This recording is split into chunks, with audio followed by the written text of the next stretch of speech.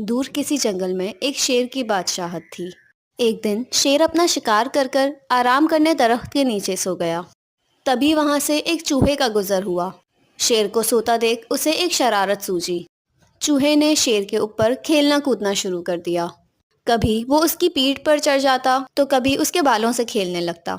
जब शेर ने किसी चीज को अपने ऊपर महसूस किया तो वो गुस्से से नींद से जाग गया।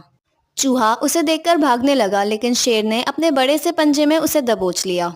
चूहे को लगा कि शेर उसे खा जाएगा, इसलिए उसने डरते हुए कहा, इस बार मुझे जाने दें, मैं फिर कभी ऐसा नहीं करूँगा। आपका ये एहसान मैं कभी नहीं भूलूंगा और ज़रूरत पड़ने पर आपके काम भी आऊँगा। शेर ने अभी कुछ देर पहले ही शिकार किया था, जिसकी वजह से उसका पेट भरा हुआ था। इसलिए उसने चूहे को जाने दिया। चूहा उसे शेर की रहमदिली समझकर वहां से खुशी खुशी चला गया। एक दिन शिकारी ने शेर को पकड़ने के लिए जंगल में जाल बिछाया।